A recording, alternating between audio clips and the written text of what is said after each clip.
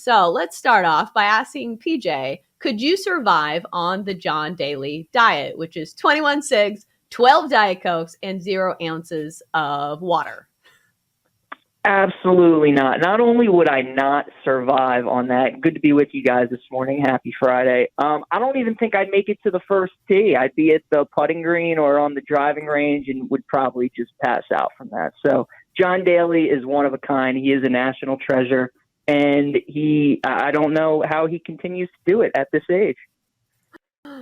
Truly a living legend, but he's worked for years and years to build up his tolerance. So I don't think any beginner should just jump in and try that diet right away. So let's talk about the PGA Championship because a ton of good storylines going on. Number one, Rory McIlroy leading the field after one round. We've seen him do this before, actually 2 of 4 tries in major championships where he's leading after 18 holes. He goes on to win it. So the big question is, do you think Rory hangs on to this lead and wins the Wanamaker Trophy? Yeah, that is the big question, and I'm really fascinated to watch Rory today. Chelsea, you mentioned that when he gets in this spot, he usually is pretty good at finishing the deal. The problem is that recently he hasn't been. He usually gets off to some terrible starts on Thursday, and then when he gets to the weekend on like a Sunday, as we saw at Augusta this year, when he's like 10 shots back, heading into the final round, he has a ridiculous Sunday to make it look like he kind of played well, but he was really never in contention. But now, obviously, he's got all the fellow golfers looking up at him. He had the overnight lead. I personally don't think that Rory is going to win just because, as you guys were talking about last segment, how hard it is to go wire to wire, especially in a major championship.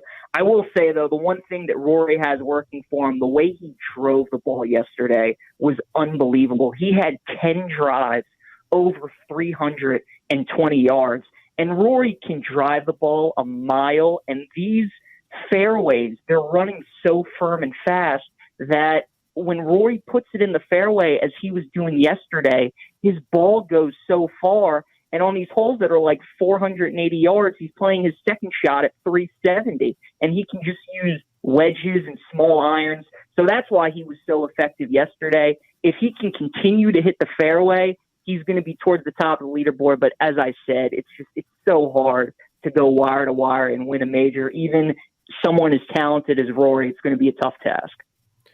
We're talking with PJ Glasser, BetQL golf analyst and statistician who does not follow the John Daly diet. So unfortunate, PJ. I got to tell you, though, well, I love listening to you talk about golf because you really know the sport. And, of course, we had favorites and guys that we picked going in. Who is someone that you thought would perform well who fell back in round one? Colin Morikawa was my pick this week, Jenks. And, Southern Hills was such a tough handicap because they haven't played a major there since 2007. It's been 15 years, and it's not really even the same course. They had major renovations to it 3 years ago in 2019. So you listen to guys like Victor Hovland, who went to Oklahoma State down the road, and he's played the course about 6 or 7 times, but since the renovations, he really hasn't. And he was talking about how different it was when he was going through his practice round. So you guys were trying to figure out this week, do you favor the ball strikers like Rory or Zalatoris? Do you favor the short game guys like Cam Smith or Matt Kuchar or Xander Schauffele, or do you favor guys with irons? And that was my mindset. I loved Morikawa. The way he can control his irons to get it to pin placement, which is so key at majors, and he just was not on his game yesterday. After his round, he was working late at the driving range, so hopefully he turns it around yesterday. But he was a surprise to see it 2 over yesterday, and Scotty Scheffler, too, just because of how hot he's been. He's been on record saying that this is his favorite course ever. Last week, he was when he was tuning up for Southern Hills, he shot just a casual 63 as he was walking around. So I'm sure he thought he would play a lot better than 1 over yesterday. Those would be 2 guys I would watch today. They were in the afternoon wave yesterday. They're in the morning wave today. And the morning wave just tends to be easier just because the wind's not as blown as much and it's not as hot out. So those are 2 guys that if they get rolling early, they could post some numbers that we saw Rory and even Zalatoris post yesterday. Great thing about golf is you can get a lot of value playing it live, even after the first day, because there's still a ton of golf left. Scotty Scheffler right now, if you think he finishes in the top five, he's plus 300 over a BetMGM to finish top five, or even in the top 10, plus 160. Are there any live bets that you think are worth a shot after round one going into day two? Chelsea, yeah, that's a great point. And I actually did that with that in mindset. A guy like Scotty Scheffler comes in plus 1,100, plus 1,200 to win. Well, now after just one round, he's plus 2,100, and he's only 6 shots back going into the second round. And in a major where there's danger everywhere, bogeys, double bogeys, and a guy like Scotty who can go that low, that's really nothing. I would look at guys who drove the ball really well yesterday that maybe didn't putt well or weren't good around the greens, because I talked about with Rory, these fairways are so firm and fast. Guys that hit the ball far and straight are going to have such an advantage with short irons and wedges into the greens. So I'd look at Jon Rahm. His track record in majors is just so good. He usually finishes top 15, top 10 in just about all of them. Didn't have a great start yesterday. He also is +2. So I think that those big three, they're all paired together. Scheffler, Rahm, Morikawa, 1, 2, 3 in the world. I think all those guys going off in the morning today, there's some real value on them to finish top 20, top 10, or maybe even come back to win the tournament. We're talking with PJ Glasser, BetQL golf analyst and statistician. You can follow him on Twitter at PJGlasser9. PJ, I know you're also a huge college basketball fan, and we just had the NBA draft lottery with the Orlando Magic getting the number 1 overall pick. When you look at all of the talent ready for this draft, who do you like to go number 1 overall to Orlando?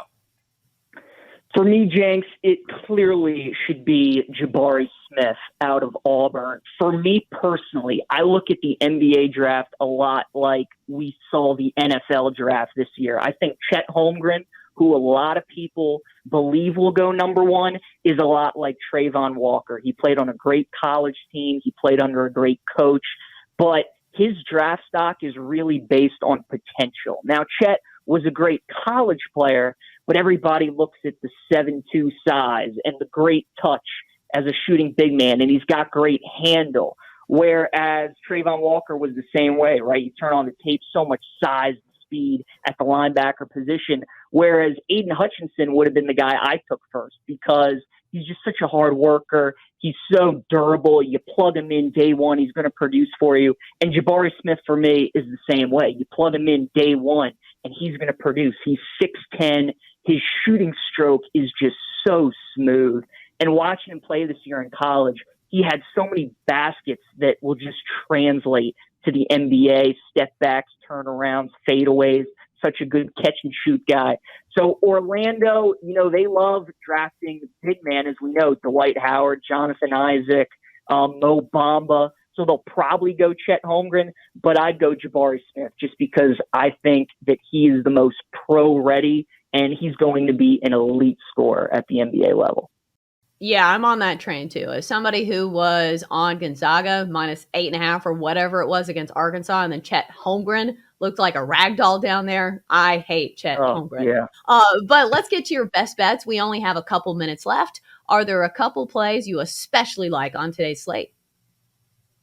On today's slate, I would say I like Dallas first half. It's interesting watching Dallas getting blown out against Golden State in game 1. We know against Phoenix, they got blown out in all the games at Phoenix until game 7, where they blew the Suns out.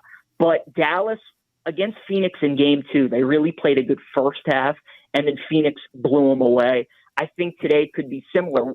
Golden State, watching them this season in the playoffs, there have been some home games against the Nuggets or Grizzlies where they've struggled coming off blowouts. People think they're going to roll over the opponent again, and that tends to not be the case. I think Dallas, there was a lot of emotion riding off that game 7. They get blown out. They get a chance, day of rest, think about their opponent, watch some more film. And I think at least at the start, they come out with a really good first half. So I like Dallas +3, +3.5, whatever you can get at first half. I think that's a pretty good play today. I would not talk you off that, especially in the first half, if Dallas is making their threes, which they did not in game one. He is PJ Glasser, is a BetQL analyst for golf, and he's also a statistician. Follow him on Twitter, PJ Glasser9. PJ, great stuff today. Thanks for waking up with us. Thank you. Yeah, thank you guys. Appreciate it. Enjoy your Friday. Too.